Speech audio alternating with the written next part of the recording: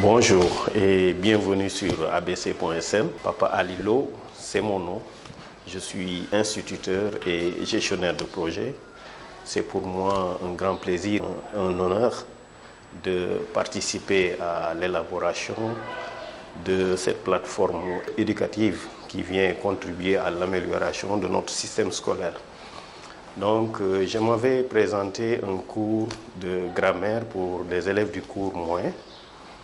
Ce cours de grammaire vise, entre autres objectifs, à répondre à 3 types de questions que peuvent se poser élèves, maîtres, parents d'élèves, mais aussi le grand public.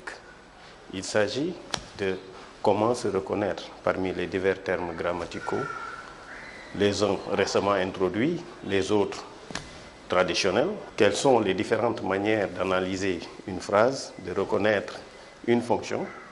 Sont-elles exclusives les unes des autres ou au contraire complémentaires? Comment résoudre des problèmes pratiques tels que l'accord du participe passé, le pluriel des mots composés, l'emploi du subjonctif? Ce cours, comme je l'ai dit tantôt, a été conçu de façon à être utilisé par un public le plus large possible. Aux élèves du cours moyen, il va leur permettre de reconnaître une fonction, de comprendre les procédures d'analyse et de percevoir leur utilité.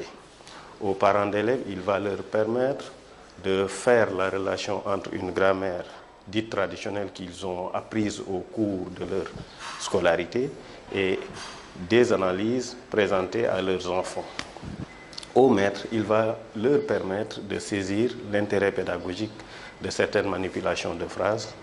Et il va aussi leur permettre de faire une comparaison entre leur pratique de classe et celle des collègues qui les ont précédés ou qui recueilleront leurs élèves. Le cours de grammaire que je m'avais présenté aujourd'hui va s'articuler autour des thèmes suivants. Reconnaître des mots variables, cela permettra à l'enfant de bien les employer et de bien les accorder, distinguer des mots invariables, comprendre la relation sujet-verbe, les règles principales d'accord, l'adjectif qualificatif, le nom, le complément du nom, l'adverbe, l'article, le complément d'objet direct, COD, le complément d'objet indirect, COI, le complément d'objet second, complément d'attribution, le complément circonstanciel, les groupes, le groupe nominal, la mise en relief, la voix passive, c'est-à-dire actif et passif, la voix pronominale, savoir ponctuer, l'emploi du subjonctif.